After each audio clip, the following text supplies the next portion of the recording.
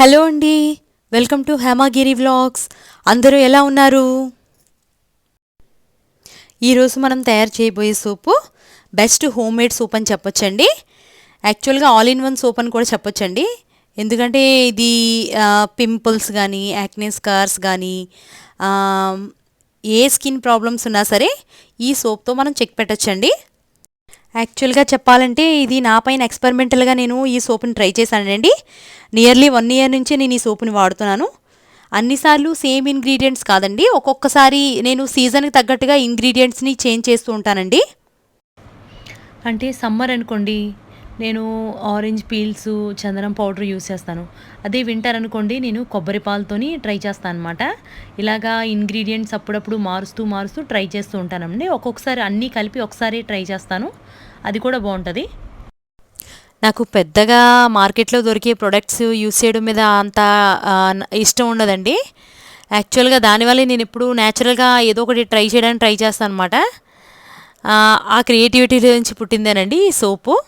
చెప్పాను కదా, 1 ఇయర్ నుంచి మారుస్తూ మారుస్తూ ట్రై చేస్తున్నానండి ఇంగ్రీడియంట్స్ అన్నీ బాగున్నాయి, అన్నీ బాగా వచ్చాయి. ఒక్కొక్క సోపు మీకు తయారు చేసి చూపిస్తానండి.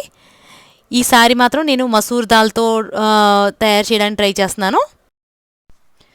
గ్లిజరిన్ సోప్ బేస్ అయితే కొంచెం మనకి అన్ని స్కిన్స్కి బాగా సూట్ అవుతుందండి. అన్ని డ్రైనెస్ తగ్గిస్తుంది అనమాట. యాక్చువల్గా గ్లిజరిన్ అనేది కొంచెం ఆయిలీగా ఉంటుంది, దానివల్ల అన్ని స్కిన్ టైప్స్కి చాలా బాగా సూట్ అవుతుంది అనమాట. దానివల్ల నేను గ్లిజరిన్ సోప్ బేస్ని ఎంచుకున్నానండి. కొంచెం కాస్ట్ చూసుకొని మనం మంచి సోప్ బేస్ని తీసుకుంటే చాలా మంచిదండి. ఇలా చూసారా, ఇలా చిన్న చిన్న పీసెస్ కింద కట్ చేసుకోవాలి. మొత్తం సోప్నంతా చిన్న పీసెస్ కింద కట్ చేసుకుంటే ఏంటంటే తొందరగా మెల్ట్ అయిపోద్ది అనమాట. మనం ఈ సోప్ బేస్ని డబుల్ బాయిలర్ మెథడ్లో బాయిల్ చేసుకుందామండి. ముందు బౌల్లో వాటర్ వేసుకొని దానిలో చిన్న స్టాండ్ పెట్టుకొని దాని మీద బౌల్ మూవ్ అవ్వకుండా మనం ఈ సోప్ బేస్ని పెట్టుకుంటామండి. సోప్ బేస్ని పెట్టుకొని మీడియం హీట్లో పెడితే అది కొంతసేపటికి కరిగిపోద్ది అనమాట. ఒకసారి కలుపుకుందామండి.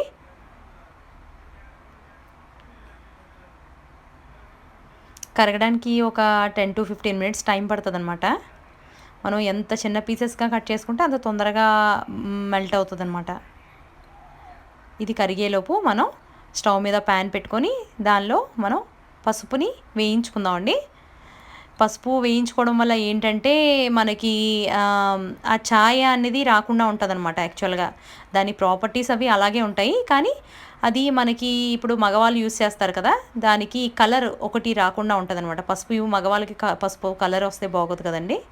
దానివల్ల ఏంటంటే కొంచెం మనం ఫ్రై చేసుకుంటే ఏంటంటే అది కలర్ కోల్పోతుంది, కానీ ప్రాపర్టీస్ మాత్రం సేమ్ అలాగే ఉంటుంది అనమాట. చూడండి, కాఫీలా వస్తుంది అనమాట సేమ్ ఫ్రై చేసుకుంటే. ఒక కాఫీ పౌడర్లా 1 to 1.5 టేబుల్ స్పూన్ నేను ఫ్రై చేసుకున్నానండి. తీసి ఒక బౌల్లో వేసుకుంటున్నాను. నెక్స్ట్ మనం ఒక కప్పుతోని మసరపప్పుని నానబెట్టుకుందామండి. ఒక కప్పు నానబెట్టుకున్నాను నేను. ఒక 4-5 అవర్స్ నానబెట్టుకుంటే అది డబల్ క్వాంటిటీ అయిపోద్ది అనమాట. దాన్ని తీసి ఒక పక్కన పెట్టుకుంటున్నాను. నెక్స్ట్ బాదం పలుకులు ఉంటాయి కదండి, అవి 10 to 15 తీసుకున్నాను. అవి నానబెట్టుకున్నాను. 4 to 5 అవర్స్ తీసి పక్కన పెట్టుకున్నాను.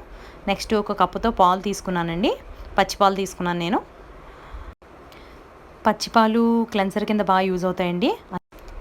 నెక్స్ట్ మనం ఎండబెట్టుకున్న కమలా తొక్కల్ని తీసుకుంటామండి. ఇవి సోప్కి మంచి ఫ్లేవర్ని ఇస్తాయండి. అంతేకాకుండా స్కిన్ వైటనింగ్కి బ్రైట్నింగ్కి కూడా చాలా యూజ్ అవుతాయి. నెక్స్ట్ మనం 1.5 to 2 టేబుల్ స్పూన్ గులాబీ రేగుల పొడి తీసుకుందామండి. ఇది నేను ఇంట్లోనే ప్రిపేర్ చేసుకుంటాను. దేవుడికి తెచ్చుకుంటాం కదండి పువ్వులు, దాన్ని కొంచెం నీళ్ళలో ఆరబెట్టి దాన్ని పౌడర్ చేసేస్తాను అనమాట. అదే యూజ్ చేస్తున్నాను ఇక్కడ. ఎర్రచందనం పొడి ఒక 2 టేబుల్ స్పూన్ దాకా తీసుకుందామండి. దాని తర్వాత నీడలో ఆరబెట్టిన వేపాకులు ఉంటాయి కదండి, అవి ఒక కప్పు దాకా తీసుకుందాం. విటమిన్ ఈ క్యాప్సిల్స్ ఒక 3, గంధ కచ్చూరాల పొడి కూడా ఒక 2 టేబుల్ స్పూన్స్ దాకా తీసుకుందామండి. మనం పైన చెప్పుకున్న ఇంగ్రీడియంట్స్ అన్నీ ఇప్పుడు ఒక్కొక్కటి చెప్పినా మనం మిక్సీ గిన్నెలో యాడ్ చేసుకొని మెత్తగా పేస్ట్ చేసుకోవాలండి. మనం లాస్ట్ వీడియోలో ఓట్స్ యూస్ చేసుకున్నాం, ఈ వీడియోలో మనం మసరపప్పుని యూస్ చేస్తున్నాం అనమాట. మసరపప్పు మరియు ఈ బాదం పప్పులు స్కిన్ బ్రైటనింగ్కి బాగా యూజ్ అవుతాయండి. ఫేస్ మీద బ్లాక్ సర్కిల్స్ కానీ బ్లాక్ మార్క్స్ కానీ ఏమున్నా సరే మనకి ఇవి కంట్రోల్ చేస్తాయన్నమాట. నెక్స్ట్ మనం ఇందాక ఫ్రై చేసుకొని పెట్టుకున్నాం కదా పక్కన, పసుపుని కూడా తీసుకుందాం. నెక్స్ట్ మనం ఎండిన ఈ కమలా తొక్కలను కూడా మిక్సీలో వేసుకుందాం. గులాబీ రేకుల పొడిని కూడా మనం యాడ్ చేసుకుందాం.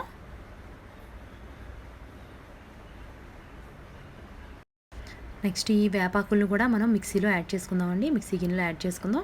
రెడ్ శాండిల్వుడ్ పౌడర్ని ఒక 2 టేబుల్ స్పూన్స్ దాకా తీసుకొని దీన్ని కూడా యాడ్ చేసుకుందాం. అన్నీ కలిపి మిక్సీలో ఆడుకుంటేనండి ఒక ఫైన్ పేస్ట్ అవుతుందన్నమాట. నెక్స్ట్ లాస్ట్లో మనం ఈ తీసుకున్న గంధకచ్చూరాల పొడి కూడా ఒక 2 టేబుల్ స్పూన్స్ దాకా వేసుకుందామండి. గంధకచ్చూరాలు వేసుకోవడం వల్ల ఏంటంటే మనకి స్నానం చేసిన ప్రతిసారి ఫ్రెష్ ఫీలింగ్ వస్తుందండి. నెక్స్ట్ ఏంటంటే ఇవి బాడీ ఆర్డర్ని కంట్రోల్ చేస్తాయన్నమాట. అంటే బాడీ నుంచి స్మెల్ రాకుండా చేస్తాయన్నమాట. ఈ మొత్తం ఇంగ్రీడియంట్స్లో మనం ఈ పచ్చిపాలని వేసుకొని మెత్తని పేస్ట్లా చేసుకోవాలండి. మరీ పల్చగా కాకుండా కొంచెం గట్టిగానే చేసుకోవాలండి. ఎందుకంటే మనం మెత్తగా చేసుకుంటే ఈ సోపు అది కలిపి చాలా పల్చగా అయిపోతాయి అన్నమాట. ఈ మిక్సీలో ఆడిన మిశ్రమాన్ని మనం డబుల్ బాయిలర్ మెథడ్లో ఇప్పుడు కరిగించుకున్నాం కదండి సోప్ బేస్ని, దానిలో వేసి మిక్స్ చేసుకోవాలన్నమాట. ఎప్పుడైనా సరే సోప్ బేసు ఎక్కువ ఉండాలండి క్వాంటిటీ. మనం మిక్స్ చేసుకున్న మిశ్రమం తక్కువగా ఉండాలన్నమాట. అలా అయితేనే మనకి సోప్స్ కరెక్ట్గా కుదురుతాయి అన్నమాట. ఇప్పుడు నేను సోప్ బేసు 750 గ్రామ్స్ తీసుకున్నానండి. మనకి ఈ మిశ్రమం మనం చేసుకున్న మిశ్రమం ఒక 400 గ్రామ్స్ దాకా ఉంటే సరిపోద్ది. ఎక్కువగా ఉంటే మనకి సోప్స్ ఫామ్ అవ్వవు అనమాట. ఆ విధంగా క్వాంటిటీ మనం బ్యాలెన్స్ చేసుకుంటూ తీసుకోవాలండి. ఈ మిశ్రమాన్ని వేసుకొని మనం లమ్స్ అవి లేకుండా నీట్గా కలుపుకోవాలండి. కలుపుకున్న తర్వాత దీనిలో నేను ఒక 3 విటమిన్ ఈ క్యాప్సిల్స్ వేసుకుంటున్నాను. ఈ విటమిన్ క్యాప్సిల్స్ వేసుకొని శుభ్రంగా నీట్గా కలుపుకుంటున్నాను. తర్వాత ఒక 2-3 స్పూన్స్ దాకా నేను నెయ్యి వేసుకుంటున్నానండి బ్యాలెన్స్ చేయడానికి. మనం మొత్తం అన్నీ వేసుకున్నాం కదా, ఆరెంజ్ పీల్స్ అవన్నీ వేసుకున్నాం కదా, దాంతో ఆయిల్ని బ్యాలెన్స్ చేయడానికి నేను కొద్దిగా నెయ్యి వేసుకుంటున్నానండి. స్కిన్కి నౌరిష్గా ఉంటుంది కదా దానివల్ల. ఒక 2-3 మినిట్స్ బాయిల్ చేసిన తర్వాత మన సోప్ బేస్ రెడీ అయిపోద్దండి. దీన్ని మౌల్డ్స్లోకి ఫిల్ చేసుకోవాలన్నమాట.